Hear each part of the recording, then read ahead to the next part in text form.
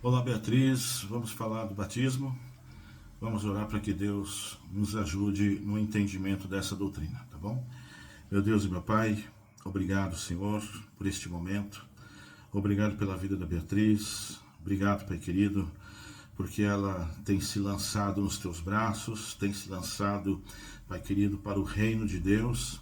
E agora ela toma essa decisão de se batizar. Então te peço, meu Deus, que o Senhor venha, Pai querido, sobre a vida dela e que o Senhor, Pai querido, cumpra este mandamento, cumpra este sinal na vida dela, Pai querido, confirmando os seus passos, confirmando, Pai querido, sua fé, confirmando sua vontade, segurando ela, Pai querido, pelas mãos. Em nome de Jesus, Pai querido, fortaleça seu espírito, abra sua mente, seu entendimento, aumente sua fé, Pai querido, que ela cresça em graça e sabedoria diante do Senhor para a glória do teu nome. Eu te louvo, Senhor, pela vida da Beatriz, em nome de Jesus. Amém. Amém. Vamos lá, Bibi. Eu vou falar algumas coisas sobre o batismo, né? O batismo, ele é um sinal, né? E ele é um símbolo, né? E ele é um símbolo de algo que Deus instituiu. Então a nossa fé, Beatriz, é uma fé de revelação, né? Então, quando eu falo fé de revelação, eu estou querendo dizer que Deus se revelou a nós, né? E Deus foi se revelando e foi dando, e foi mostrando para a gente como Ele é, como Ele quer que a gente haja, o que é a vida. Deus foi revelando para nós. É um movimento do céu para a terra. Deus se revela para nós. Não é um esforço humano para chegar até Deus. Entendeu? Não é uma coisa da cabeça de homem para poder agradar a Deus. Não é isso. Não é um esforço da terra para o céu. É um esforço do céu para a terra. Né?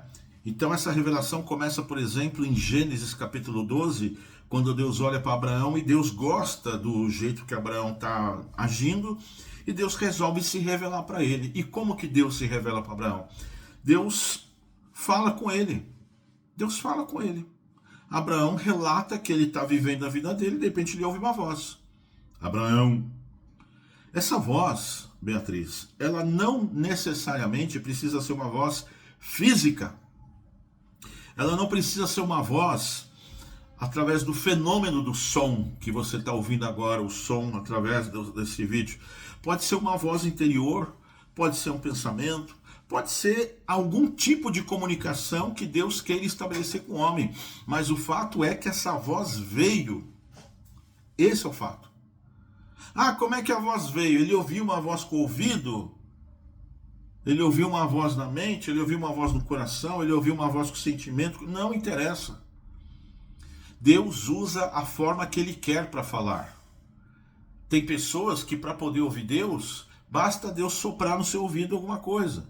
Soprar na sua mente alguma coisa. Qualquer pensamento sublime a pessoa já detecta. Esse pensamento veio de Deus. Tem gente que para ouvir a voz de Deus tem que levar uma cacetada, tem que ser atropelado por um caminhão. Para ele parar numa cama, para ele poder conseguir ouvir alguém chegar lá e falar: Deus está mandando você, não sei o que. Entendeu? Deus está te dando uma oportunidade, para com seus vícios, para com isso. Então a pessoa tem que... Então cada um tem uma forma pela qual consegue ouvir a voz de Deus.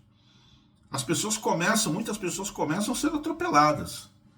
E depois elas começam a prestar atenção. Nossa, o transcendente quer se comunicar comigo e eu não estou percebendo. Claro que você não está percebendo. Você é uma pessoa extremamente ligada à matéria, uma pessoa tosca, né? Então, o fato é que essa voz se revelou para Abraão. E essa voz deu ordens para Abraão. Abraão, sai da tua terra, da tua parentela. Eu vou fazer de você uma grande nação. E através de você vai vir meu descendência. Eu vou abençoar sua descendência. E quando Deus fala com Abraão a respeito da descendência, ele já está falando, ele já está dando sinais de que existe uma descendência em Abraão, que essa descendência é uma descendência muito especial. Não é uma descendência comum. E a gente já está falando de Jesus aqui.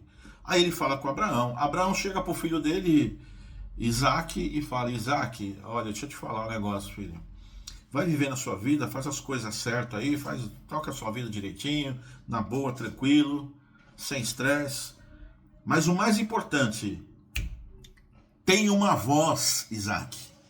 Tem uma voz que se comunica com a gente. E Isaac obedeceu essa voz também. Então Abraão obedece a voz, explica para o descendente dele que tem uma voz. Isaac explica para o descendente dele, Jacó, tem uma voz. Jacó ouve a voz. Jacó obedece a voz. Jacó é transformado porque ouviu essa voz.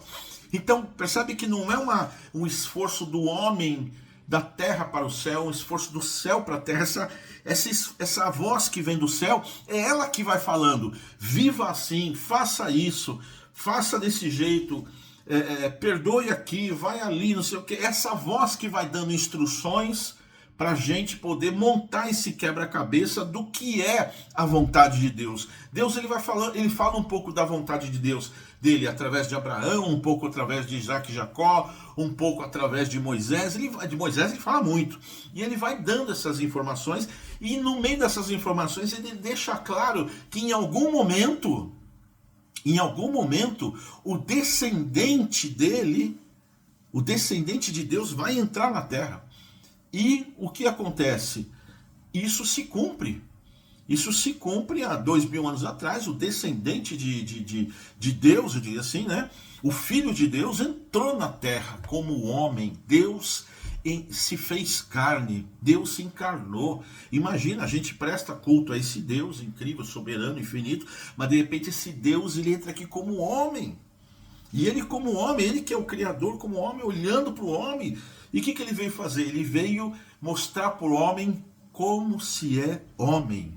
Ele veio mostrar para o humano como se é humano. Como é o ser humano, como o ser humano funciona. Ele veio fazer isso. E ele veio mais ainda. Imagina você o seguinte, eu espero que você tenha assistido o documentário sobre salvação, porque o documentário que eu fiz sobre salvação vai explicar para você que Deus fez o projeto homem e Deus criou a possibilidade de que, ainda que o homem decida não andar com ele, mesmo assim Deus vai resgatar o projeto homem. E foi o que aconteceu. O homem decidiu romper com Deus. E quando o homem rompe com Deus, se afasta de Deus, quando o homem diz assim, eu não quero Deus, quando o homem diz isso, você viu no documentário que é em Deus que acontece a existência. A existência está em Deus. Quando o homem resolve sair de Deus, ele sai da existência.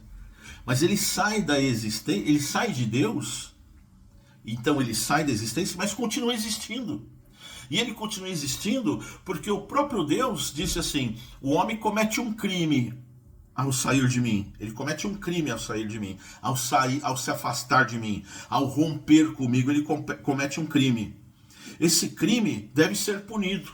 Se ele sai da existência, ele vai para a inexistência. Então ele teria que pagar com a inexistência.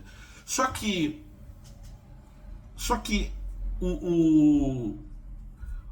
quando esse homem rompe com Deus, ele continua existindo.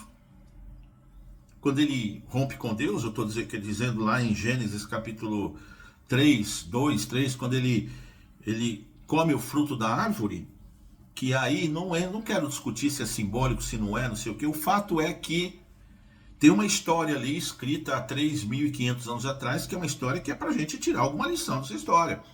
E essa história diz que em algum momento o homem rompeu com Deus. E quando o homem rompe com Deus, ele continua existindo.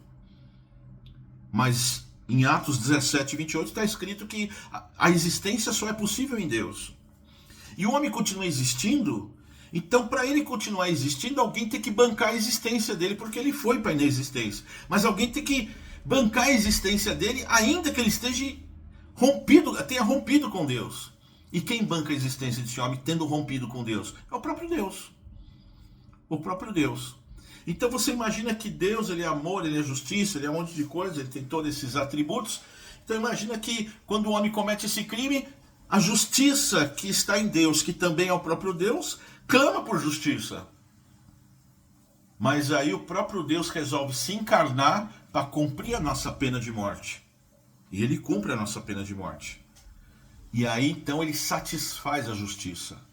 E por isso é que Pedro escreve na sua carta que antes de existir haja luz, o próprio Deus já determinou haja cruz.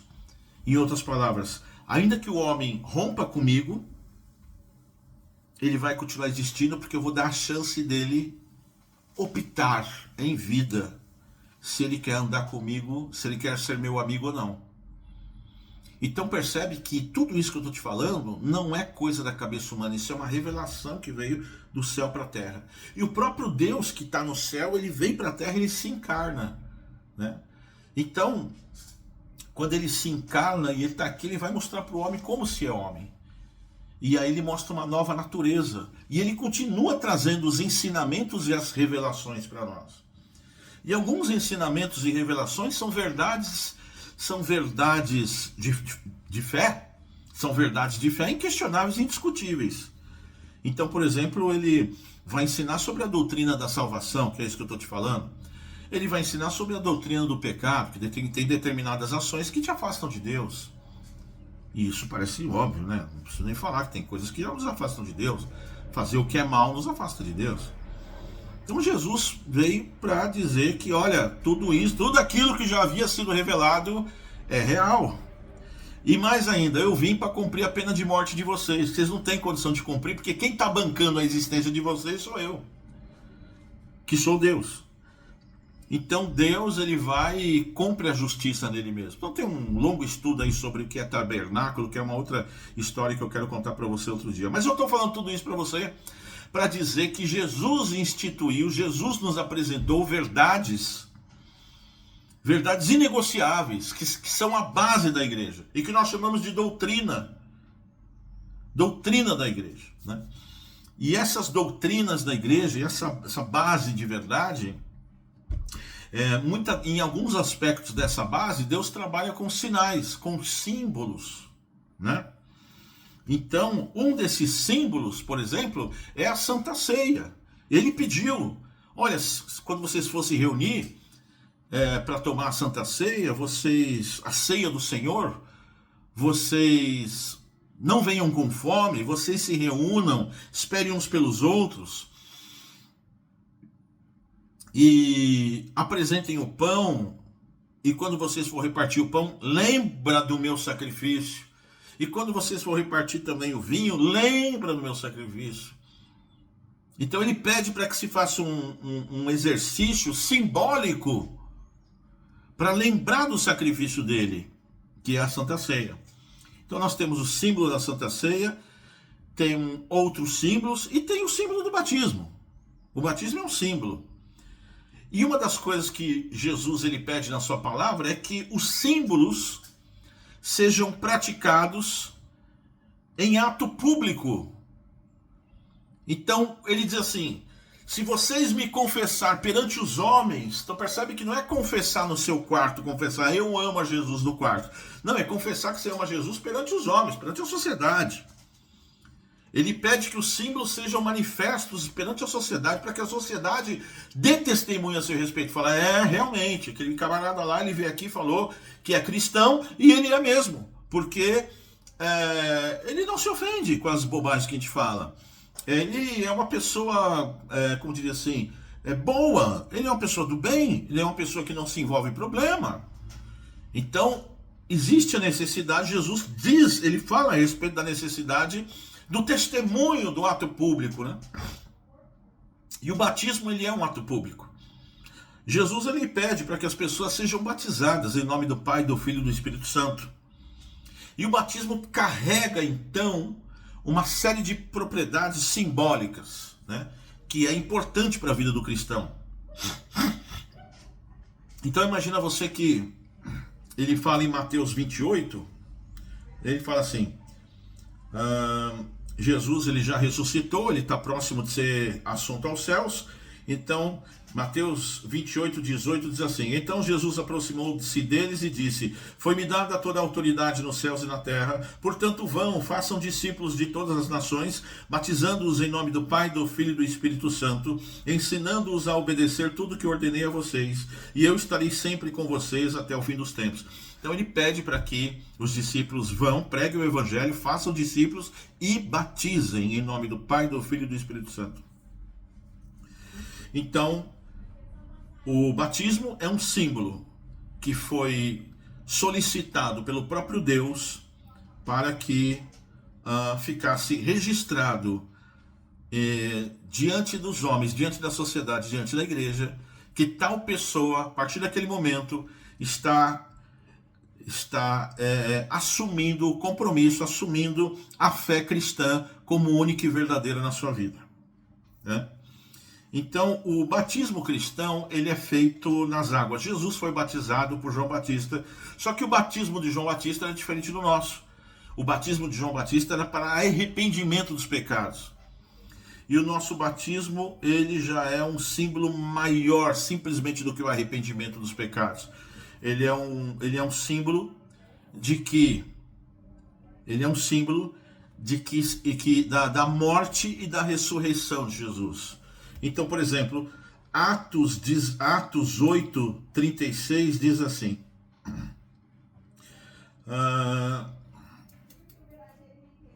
prosseguindo pela estrada, chegaram a um lugar onde havia água. O eunuco disse: olha, aqui há água, que me impede que eu seja batizado? Disse Filipe: você pode, se crê de todo o coração. O eunuco respondeu: creio que Jesus é o Filho de Deus. Assim deu ordem para parar a carruagem, e o eunuco desceram a água e o batizou, né? Romanos. Então você percebe também que quem quer ser batizado, nada pode impedir a pessoa que quer ser batizada. Se você quer ser batizado, então você deve ser batizado. E glória a Deus por isso. Presta atenção no que eu estava falando. Simboliza a morte e ressurreição de Jesus. O batismo simboliza a morte e ressurreição de Jesus.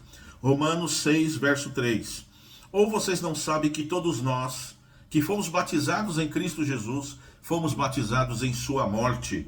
Portanto, fomos sepultados com ele na morte por meio do batismo, a fim de que, assim como Cristo foi ressuscitado dos mortos, mediante a glória do Pai, também nós vivamos uma nova vida. Se dessa forma fomos unidos a ele na semelhança da sua morte, certamente o seremos também na semelhança da ressurreição. Então, quando você vai se batizar, que você está na água, que a pessoa te desce na água, simboliza a morte, e quando te levanta, simboliza a ressurreição de Cristo. E como nós fomos unidos a ele no batismo, também significa a morte e ressurreição da Beatriz. Você morre para o mundo, você morre inclusive para a sua vida, você deixa essa vida, vamos viver uma nova vida com Cristo, e ainda que a gente morra nessa vida, nosso corpo pereça, nós seremos ressuscitados por ele no último dia. Certo? Então o batismo simboliza a morte e ressurreição de Cristo e a nossa morte e ressurreição. O batismo quer dizer também que nós morremos para o pecado. Quando a gente é imerso na água e levanta, esse símbolo de que a água nos cobriu, a água nos possuiu, como se a gente tivesse voltado para o seio da terra, e de repente a gente volta para a vida, mas os pecados ficaram ali no seio da terra. Também o batismo tem o símbolo de que você está limpo. Jesus lavou os nossos pecados. O fato de mergulhar na água e trazer simboliza também a limpeza e a purificação dos pecados. Também simboliza a ressurreição para a vida eterna junto de Jesus, como eu já tinha falado. O batismo nas águas é uma forma de mostrar para a sociedade que você crê em Jesus Cristo, você crê na verdade bíblica e você obedece ao Senhor Jesus. O batismo salva? O batismo não salva. O batismo não é salvação. Se Jesus voltar agora, você não foi batizada, você está salva. Se você crê que Jesus é o Senhor, que Ele morreu pelos seus pecados, se você tem isso no seu coração, se você confessa o nome de Jesus como Senhor e Salvador da sua vida, você está salva. Mas apesar de estar salva, Ele pede que se cumpra alguns sinais. Cumprir a Santa Ceia, cumprir o batismo, cumprir outros sinais que agora não me vem à mente, mas enfim, tem alguns sinais perfeitos. O culto também é um símbolo, enfim, entendeu? A gente se reúne, a gente fala a palavra de Deus, a gente aprende, a gente cultua, a gente adora o Senhor, nós nos voltamos para Ele, nos reunimos, né? Então são símbolos que fazem a nossa fé crescer, o nosso entendimento crescer, são símbolos que devem ser praticados. Então, o batismo não salva? O batismo é a confirmação da salvação. O batismo não salva, porém quem é salvo quer se batizar porque entendeu e quer obedecer a Jesus, quer seguir ao Mestre. Efésios 2:8 diz assim: pois vocês são salvos pela graça, por meio da fé, isto não vem de vocês, é dom de Deus, não é por obras, para que ninguém se glorie. Né? Então o batismo é pela fé. O batismo também é um sinal de compromisso com Jesus.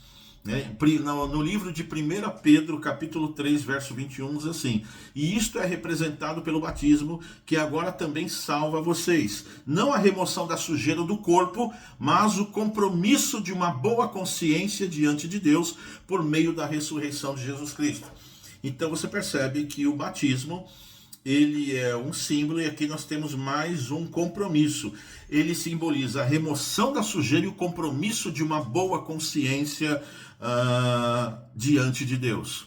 É o compromisso de se alimentar daqui para frente de coisas saudáveis, de música saudável, de conteúdo saudável, né?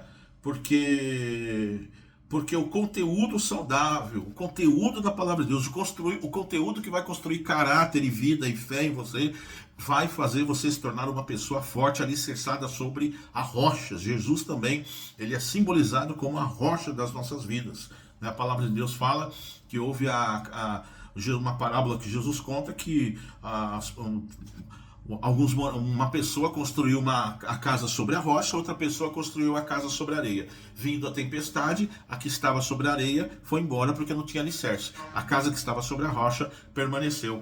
Então Jesus é a nossa rocha, ele também é chamado de pedra da esquina, pedra angular. Existe uma tradição para se colocar uma grande pedra na esquina da construção de um templo, para a partir dali começar toda a construção. É a principal pedra, é a pedra de lançamento da fundação. Então Cristo é a nossa rocha, ele é o nosso alicerce. Então, a gente estava falando aqui da rocha. Então, quer dizer, o consumir conteúdos bons vai fazer com que você forme uma casa sobre a rocha. E quando a gente fala sobre casa sobre a rocha, a parábola diz que quando a tempestade veio, a casa que estava sobre a areia derrubou, mas a que estava sobre a rocha ficou. Então isso nos ensina que a tempestade vem para todo mundo. Se você tem a casa na rocha, você permanece. Se você tem a casa na areia, sua casa desmancha. Jesus é essa rocha. Então o que você está fazendo é construindo uma casa sobre a rocha. Certo? Vamos continuar aqui. O batismo faz parte de uma ordenança, né? A gente batiza as pessoas que desenvolveram consciência, né? A fé protestante não batiza criança. E por que não batiza criança? A Bíblia fala para quem crer e for batizado será salvo. Se não me engano é Marcos 16:15. Todo aquele que crê e for batizado será salvo. Quem não crê já está condenado. Então, existe se fizer uma análise sintática, você vai ver que todo aquele que crer e for batizado. Então, tem uma condição para ser batizado. A condicional para ser batizado é aquele que crê. Todo aquele que crê. Então, não é...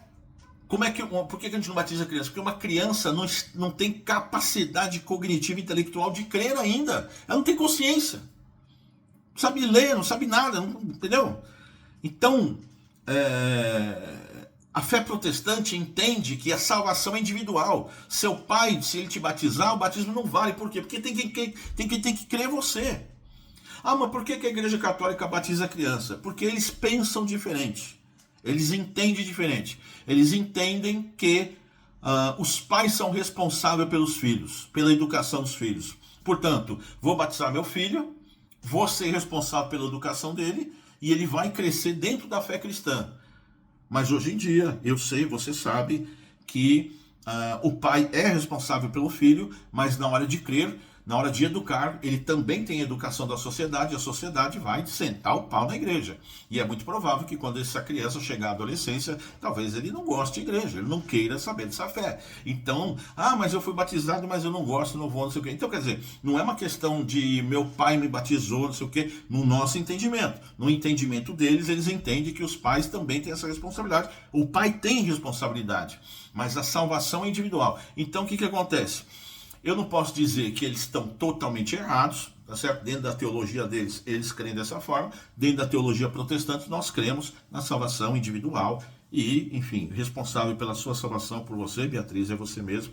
Então, todo aquele que crer, se você crer e for batizada, será salvo, né? Então, você está tomando atitude de fé e isso é o que importa, partindo de você. Não está partindo do seu pai nem da sua mãe. É isso que a nossa fé entende. Né? Então o batismo é um ato público de testemunho cristão, que ao ser imerso em água, exemplifica que em Cristo você está morrendo a velha vida e está nascendo uma nova criatura. O batismo também tem essa propriedade, a conversão tem essa propriedade. Paulo fala da morte do velho homem dele, porque o Paulo ele foi cúmplice em assassinato. Paulo ele odiava os cristãos, ele era da religião, ele era fariseu, então ele tinha uma cabeça muito ortodoxa, muito extremista, muito fanática para defender a Torá, que é o Velho Testamento, e Jesus bateu no Velho Testamento um pouco, depois ele explica, e bateu na religião judaica, vamos falar assim, entendeu? E Paulo era adepto da religião judaica, então ele consentiu na morte de cristãos. Então ele se converte. Quando ele se converte, ele chama aquele Paulo antes da conversão de velho homem, velha criatura, entendeu? Um homem que deveria ser morto. O velho homem foi morto. Então essa velha Bia, vamos falar assim, Beatriz, essa velha personalidade que você tinha de ser uma pessoa que guarda rancor, que quer vingança, que quer não sei o que, morreu. Isso morre. Vai vir uma nova personalidade, uma nova criatura em Cristo, e aí vale trazer Gálatas 5,16. Os frutos do Espírito Santo vão aparecer na sua vida, uma vez que você começa a andar com Jesus e buscar Ele, e os frutos do Espírito, depois você veja lá, Gálatas 5,16 em diante, é paz, bondade, mansidão, domínio próprio, paciência, capacidade de suportar situações, enfim, esperança, né? São coisas, esse tipo de coisa que surge na nossa vida. Por isso que a gente é meio panguá, assim, sabe? Meio tranquilão, assim, né? Você tem um estilo muito cuca fresca, assim, ninguém está muito preocupado com nada, né? Então, quando você se batiza, você obedece a Jesus, né? A gente também é salvo pela graça, né? Se você confessar com a sua boca que Jesus é o Senhor e crer em seu coração que Deus o ressuscitou dos mortos, será salvo. Pois com o coração se crê para a justiça e com a boca se confessa a salvação. Então, a salvação, já te expliquei que ela vem pela graça, vem pela fé, né? Para ser salvo basta crer, mas é importante dizer que o batismo é uma doutrina, é um mandamento, é um sinal que Jesus nos pediu. Basicamente é isso, tá bom? O próprio Jesus se batizou, dando o exemplo para nós de que ele usaria essa ferramenta desse símbolo, né? Você vai ser batizada e é importante que quando você for batizada, você tem essa consciência que ali está morrendo a velha Bia, ainda que você não sinta nada, é tudo pela fé, é um gesto simbólico. Então, mas eu não senti nada, não tem que sentir, tem que crer, e eu creio, nós cremos, e nós vamos pela fé, e nós vamos crendo, e vai ser uma bênção, e Deus vai intervir, vai continuar intervindo na sua vida de forma gloriosa. Então é isso. Então, Lucas 3,3 diz assim: ele percorreu toda a região próxima ao Jordão, pregando um batismo de arrependimento para o perdão dos pecados. Está falando de João Batista. João Batista, ele vivia pregando o arrependimento, e quem se arrepender, vem se batizar. Jesus, então, ele vem e diz assim: quem crer, vai se batizar. Quem crê nas minhas palavras, se batize. É pelo arrependimento? É muito mais do que arrependimento.